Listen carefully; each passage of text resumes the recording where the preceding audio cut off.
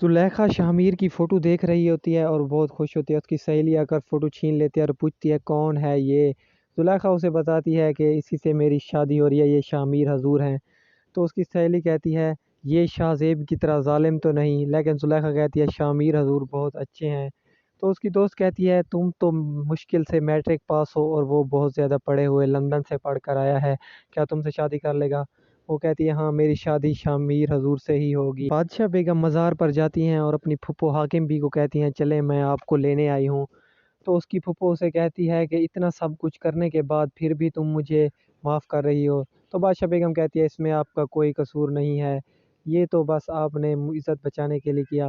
لیکن حاکم بھی کہتی ہے ابھی میں تمہارے ساتھ نہیں چل سکتی۔ مراد گلنار کے پیچھے بھاگتا ہے۔ گلنار بادشاہ بیگم کے کمرے کی طرف جاتی ہے تو اسے پکڑ لیتا ہے اور دوسری طرف بادشاہ بیگم بھی آ جاتی ہیں۔ مراد کہتا ہے آپ ہی آپ، تو بادشاہ بیگم کہتی ہے آپ ہی نہیں بادشاہ بیگم بولو۔ تو مراد کہتا ہے جی حضور غلطی ہوگی بادشاہ بیگم، آپ کب آئیں؟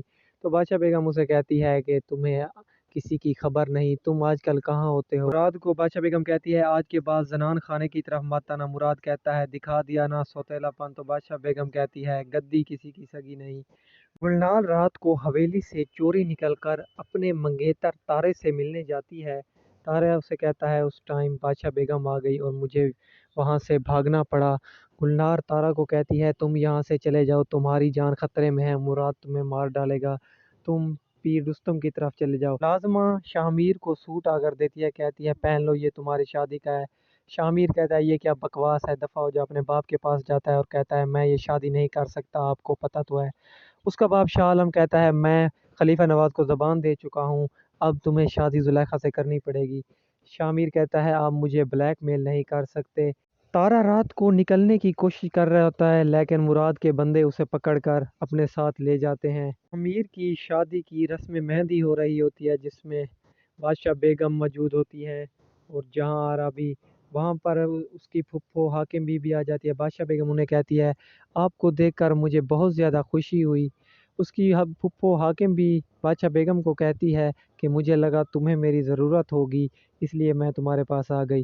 شامیر شاہ زیب کو بلاتا ہے اور کہتا ہے کہ مجھے آپ سے ایک ضروری کام ہے۔ شاہ زیب اسے کہتا ہے اگر یہ کام تمہارے باپ کی طرف ہے تو میں یہ کام نہیں کر سکتا، لیکن شامیر شاہ زیب کو کہتا ہے کہ مجھے تم یہاں سے نکالو، میں یہ شادی نہیں کر سکتا۔ شاہ زیب اسے نکالنے کی پوری پلاننگ کر رہا ہوتا ہے۔ شامیر رات کو نکلتا ہے کہ بادشاہ بیگم آگے آ جاتی ہے۔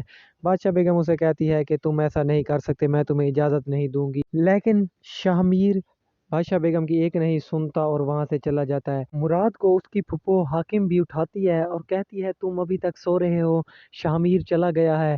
تو مراد خوش ہوتا ہے، کہتا ہے اب بادشاہ بیگم کی بےزتی ہوگی، پیراں پور کی تاریخ میں پہلی دفعہ ایسا ہوگا۔ لیکن اس کی پھپھو حاکم بھی کہتی ہے کہ تم اب تیار رہو، تمہاری شادی زلیخا سے میں کروا کر ہی رہوں گی۔ شامیر بھی پاکستان کو چھوڑ کر UK واپس جا رہا ہوتا ہے۔ بادشاہ بیگم، شاہ عالم اور حاکم بھی سوچ رہے ہوتے ہیں اب کیا ہوگا۔ تو حاکم بھی کہتی ہے کہ مراد سے زلیخا کی شادی کروا دیتے ہیں، لیکن بادشاہ بیگم کہتی ہے یہ صحیح نہیں ہے، مراد کو کچھ پتہ، شاہ زیب ہی ٹھیک رہے گا، لیکن شاہ عالم نہیں مانتا۔ بادشاہ بیگم کے اصرار کرنے پر شاہ عالم کہتا ہے ٹھیک ہے۔ یہ ساری باتیں روشن آرا شاہ زیب کو بتا دیتی ہے۔ شاہ زیب غصے میں آتا ہے اور اپنے باپ کو گولی مارنے لگ جاتا ہے، لیکن بادشاہ بیگم اسے روک لیتی ہے۔